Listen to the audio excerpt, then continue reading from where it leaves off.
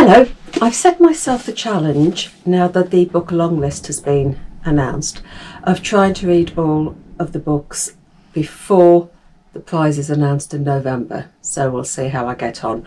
Actually, one of them on the list I've already read and I've talked about in a previous vlog, and it's Light Perpetual by Francis Bufford. This one, I've read the first one. It's A Passage North, and I think you pronounce it Anouk Arudpragasm. I'm not sure. I apologise profusely if I've pronounced the name wrong. And I was very surprised. I opened it, and when I started reading, I thought, I'm just not going to be able to get on with this book. I don't know whether you can see that.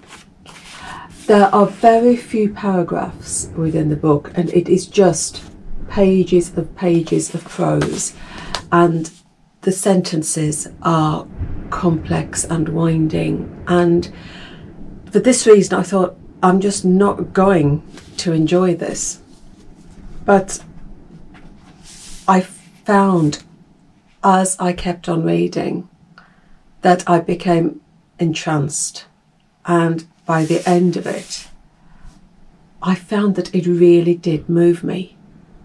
So from a very difficult start, I went on a journey to a place where the book spoke to me, where the book moved me. Pretty much the way that the protagonist, Krishnan, he is also on a journey. He's a young man in Sri Lanka, and he receives a phone call that his grandmother's carer has met an accident and has died. So he goes on a train journey to her funeral, and while he's on this train journey, he considers, he meditates, he remembers. And the book is almost like a stream of consciousness while he's remembering. There's no dialogue in the book, and it is purely his memories. He left Sri Lanka to go to university in Delhi, and he lived several years in Delhi. So he was away when the fighting in the north of Sri Lanka was happening. He was he watched it from Delhi. He watched the news reports, things like that.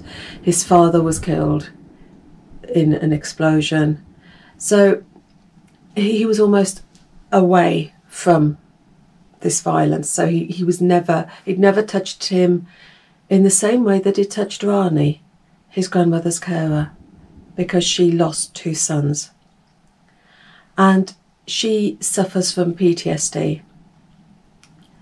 PSTD, and she is such a fragile character.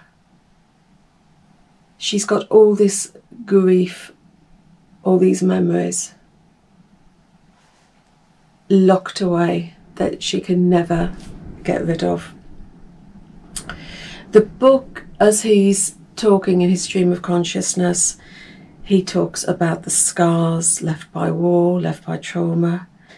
He touches on culture, he touches on religion, he touches on memory. He remembers his love, Anjan, that he met in Delhi. Their relationship, she was an activist, but he always felt that although he loved her, he was never enough for her. And you find that you are with him as he's talking about these memories. He touches on different things as well. He goes into stories that he's heard about the war in Sri Lanka. He talks about the death of Kutumani and one of the rebels. He talks about the black tigers, and we get to the funeral, and that is the most moving part for me, the funeral. And it encapsulates everything that he's been talking about in the book.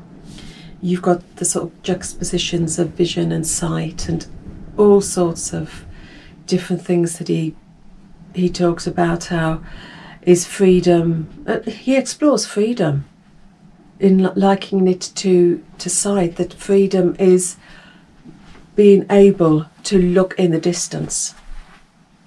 When you can look over what is in front of you, looking into the distance, is that freedom. It is a book that really, really left me moved, and I'll be honest, I never expected, after the first few pages, I never expected that it would do. So this is a worthy entrance onto the book longlist, and I'll pick up number 2 and I'll come back to you when I've read that one. So happy reading, take care, bye.